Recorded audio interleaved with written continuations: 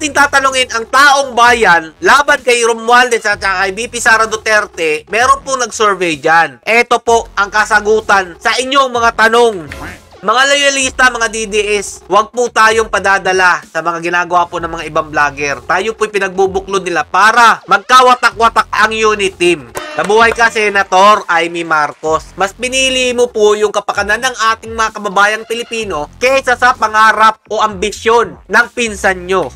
Ipaglalaban ko po kung sino po yung tinindigan ko. May isang salita po tayo. Duterte, Marcos pa rin. Para po sa mga nagpaplanong ipa-impeach si VP Sara Duterte, sige po, gisingin nyo ang dragon.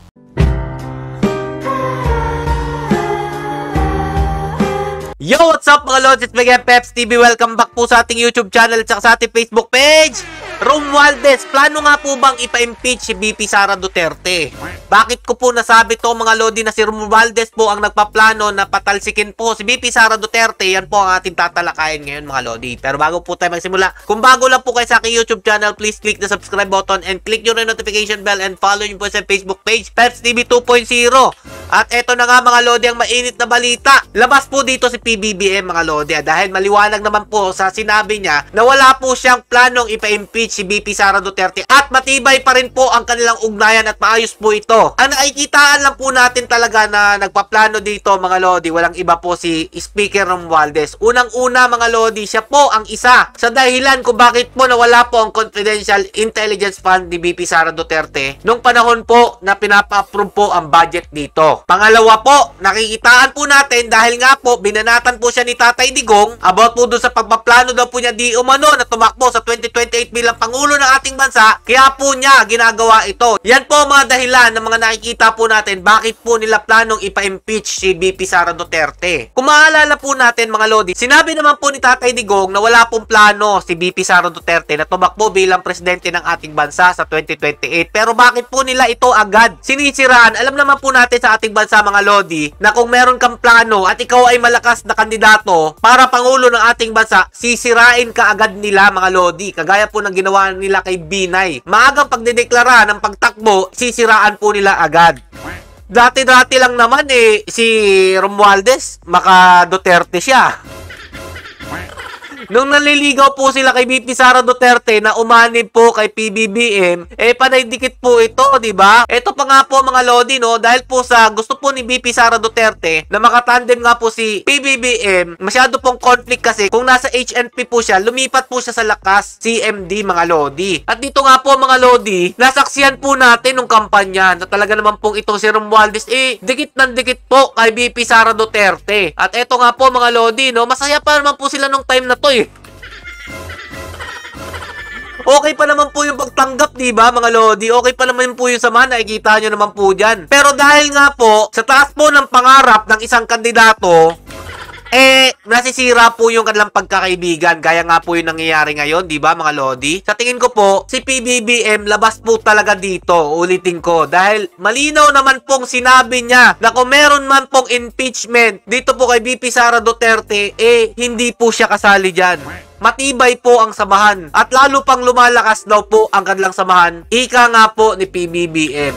Dahil nga po dito sa pangarap ni Romualdez, sa tingin ko po siya po talaga ang meron pong pakananang naririnig po nating impeachment para po kay VP Sara Duterte. Kaya nga po mga lodi, dahil nga po dito, siguro alam na po ni VP Sara Duterte na kung sino po talaga ang may pakanan nito. Kaya dito nga po sa kanilang pagtatagpo, dinaanan lang po niya si Speaker Romualdez. Ang dami pong kinamayan ni VP Sara Duterte. Eto nakikita nyo sa may bandang kaliwa, nadaanan na po ni VP Sara Duterte yan. Kinamayan niya po yan lahat mga lodi, except dito po kay Speaker Romualdez. Tingnan nyo po mabuti.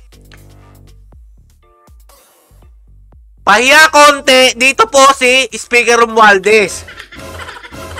Dahil nga po mga lodi, nararamdaman po ni VP Sara Duterte na si Speaker nga po ang may pakanan nito. Kung kayo po'y nanonood ng mga balita, meron po mga binibitawang salita si Speaker Romualdez na talaga naman pong hindi kaaya-aya laban po sa mga Duterte. Yan po ang isa sa nakikita kong dahilan. Bakit po may lumalabas na impeachment dito po kay VP Sara Duterte at plano pa po nilang papasukin ang ICC mga lodi. Anak ng tinapay. Yung tipong labas naman po talaga talaga ang Pilipinas dyan po sa pag-iimbestiga ng ibang bansa sa ating bansa, pinipilit na po nilang papasukin ngayon o bibigyan na po yata nila ng pahintulot para paimbestigahan po si Tatay Digong at kasama po dito si VP Sara Duterte. Sino po ang nasa likod niyan? Sino ba ang mga gumagawa ng batas, mga lodi? Alam naman po natin, no? Ang mga congressman po, mga lodis. Alam na this. Kung sa tingin kasi ni Romualdez, kung may plano man po talaga siya na tumakbo bilang Pangulo ng ating bansa sa 2028, malaking hadlang po talaga si VP Sara Duterte sa kanyang mga plano. Pero, kung ating tatanungin ang taong bayan laban kay Romualdez at kay VP Sara Duterte, meron po nag-survey dyan. Ito po ay walang iba si Alvin TV, mga lodi. Kung napapanood nyo po siya na nag-vlog o nag-a-update about po sa Dolomite Beach na ginawa po ni dating Pangulong Rodrigo Roa Duterte na napakaganda na po ngayon, eto po ang kasagutan sa inyong mga tanong. Mga loyalista, mga DDS, huwag po tayong padadala sa mga ginagawa po ng mga ibang vlogger. Tayo po'y pinagbubuklod nila para magkawatak-watak po ang unit team. Ang nasa likod po nito, mga lodi, klarong-klaro naman po sino po yung may mataas na pangarap para po sa 2028. Pero, masasaktan lang po siya kapag nakita niya po itong survey na to, mga lodi. Panoorin po natin. Kung papipiliin kayo kay Vice President Sara Duterte at kay Speaker Martin Romualdez, kanino po kaya kayo papanig kung sakali? Kay Romualdez ako dahil... Romualdez siya. So may 1 point na po si Romualdez. Mamaya po ipapakita ko yung dahilan niya. Skip lang po muna natin dyan. So dito, pangalawang tinanong ni Alvin TV. Sara Duterte. Siyempre si Sara pa rin. Oh, Sara Duterte, 1-1 na. I-forward na natin, mga lodi. Madali lang po itong vlog na to. Oh, ito pa. Magandang hapon po, sir. Kung sakaling 2028 na ngayon kasi matunog po ang pangalan ni Vice President Sara Duterte at ni Speaker Martin Romualdez. No, kung sakaling 2028 na, sir, sino po kaya ang pipiliin ninyo? Siyempre automatic ako, taga-probinsya ako. Taga Davao. So alam ko na yung kalakaran nila Duterte. So Duterte po siya, mga lodi. Huwag na natin patagalin pa. Eto, mga lodi, mga bata. Dahil matunog nga po ang pangalan ni Speaker Martin Romualdez at VP Sara Duterte, kung sakali, sino ang pipiliin nyo? Si VP Sara. VP Sara. Bakit kaya si VP Sara para sa'yo? Parang nakikita ko na po yung kung paano siya mamuno. Buti pa tong bata, mga lodi. Alam po niya ang pamumuno ni VP Sara Duterte.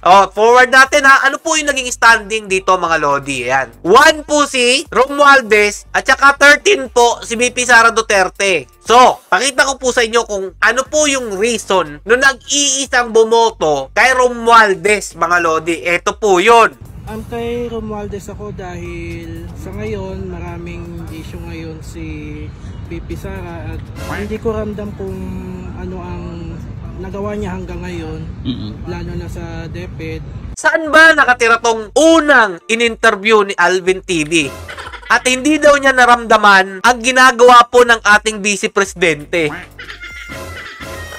Tulog sa pansitan, boy.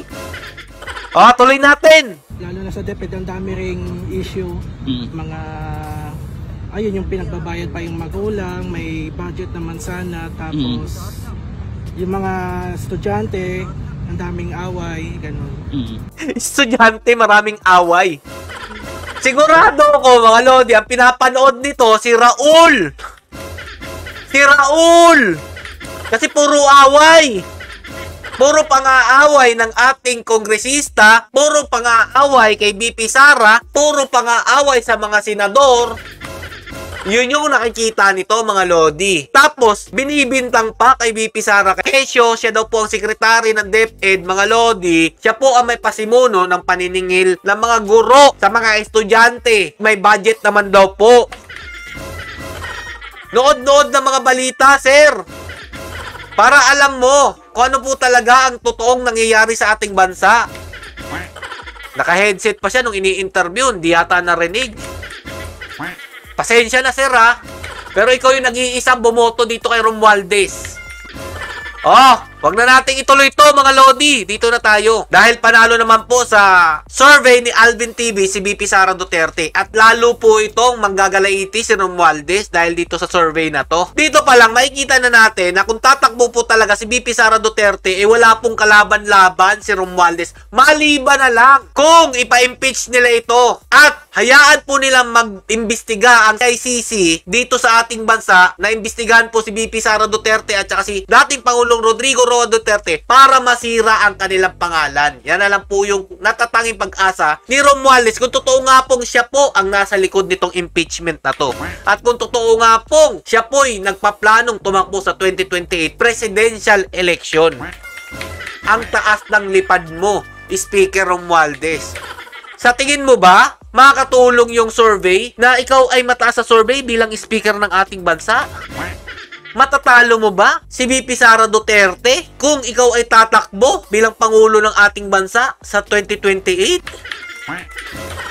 Okay ka lang? Eto mga Lodi para po sa mga nag-aaway-away ng mga loyalista at saka DDS, para sa akin, isa lang naman po ang nagbibigay lamat dito po sa Duterte at Marcos. Dahil nga po dito, sa sinabi ni Senator Amy, nakikita ko po tuloy kung sino po magiging vice presidente sa 2028 kung tatakbo nga pong Pangulo ng ating bansa, si VP Sara Duterte. Eto po, pakinggan nyong mabuti mga Lodi. Wala ko na may tapang siya at paninindigan na ipaglaban yung pagbabago Pero na sinasabi. pinagtatampo sa inyo kasi parang pinipili nyo raw yung friendship over blood. Hindi, pero ibang klaseng friendship yun. Sino nagtatampo? Yung tanong nitong interviewee, mga Lodi, no? Nakakatawa para pag-awayin yung Duterte at saka Marcos, lalo-lalo na po yung mga supporters Pero ito, para mapanatag po kayo mga Lodi, si Senator Amy na po magsasabi sa inyo kung kanino po siya papanig. Yung mga loyalists Bakit nyo yung raw, nagagalit daw po. Kasi Bakit hindi ko naman winawaksi yung kapatid ko? Oo, yung kapatid. Pinsan nyo po, yung pinsan nyo po. kapag iba na yung ginagawa, hindi tayo mapagbigay. Kasi kung nakakasama na sa Pilipinas, wala nang kaibigan na personal, wala nang kamag-anak. Unahin natin ang mamayang Pilipino. Sila naman ang nagboto sa akin, sila nagpwesto sa akin. So dapat yung loyalty mo, nangunguna talaga yung kabutihan ng Pinas. Oh, di ba? Bravo! Nabuhay ka, Senator Amy Marcos. Mas pinili mo po yung kapakanan ng ating mga kababayang Pilipino kaysa sa pangarap o ambisyon ng pinsan nyo. Nalalaman na po natin kung sino po yung magiging katandem ni VP Sara Duterte kung tatakbo nga po siya sa 2028 presidential election. Ako po isusuporta pa rin po dito kung magkataon. Dahil nga po, pinangako ko po sa inyo mga Lodi na hanggang sa huli, kung sino po yung tinindigan ko, ititindigan ko po yan hanggang matapos po ang kanilang termino. Kaya po para sa mga nag-aaway-away dyan o nakikipag-away lang para may maitapik po sa kanilang vlog, lalong-lalo na po yung mga hindi naman Duterte nung nakaraan, hindi naman po Marcos doon nakaraan yung sinuportahan. Biglang pinag-aaway po yung Marcos at saka Duterte. Dapat naging Duterte naman ngayon, yung hindi naman Duterte yung sinuportahan noong nakaraan. Diba? Kunyango yung mga vlogger na mga ganyan.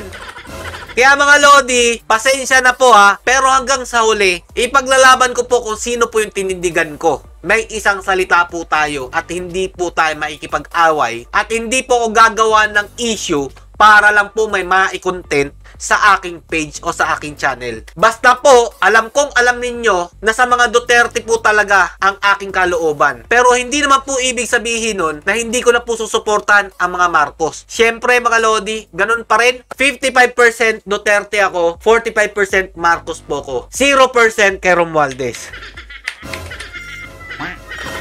Hanggang dito na lang po mga Lodi, para po sa mga nagpaplanong ipa-impeach si VP Sara Duterte, sige po, gisingin nyo ang dragon para malaman nyo po kung ano po talaga o kung sino po talaga ang kinakalaban nyo.